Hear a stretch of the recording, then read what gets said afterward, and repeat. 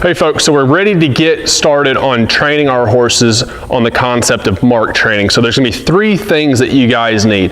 First is either a lunge whip or a carriage whip. Now, whichever one you prefer, I've got a lunge whip here today because that was the one that I had most handy. But so you're gonna need a lunge whip or a carriage driving whip, and you're gonna need something that we call the mark. Now that is the point where this is what mark training is. We're teaching our horses to take the mark. If you're familiar with any kind of theater or movie set or anything like that. And actually, I'll go ahead and give you guys a bit of context. So we've all watched the Super Bowl more than likely, or we've at least seen a commercial where a horse is running down the beach, or those big Clydesdales, they're jumping fences and they run to the guy and the puppy dog and stuff like that. Well, those horses understand how to do that because they've been mark trained and they understand to run to a mark. And so that's what we're going to be doing with our horses, and this is really going to help our horses understand how to develop some draw because we're giving them a place to relax. So first you're going to need your lunge whip.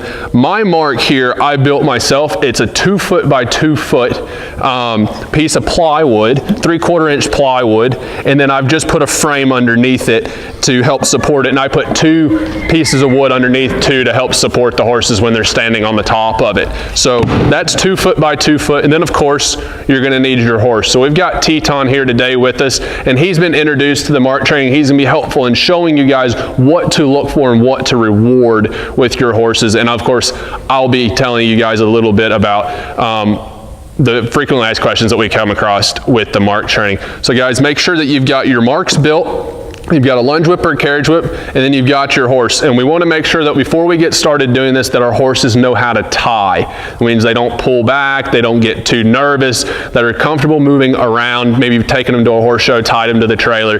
That's super important. So those 3 things, and you guys are ready to get started.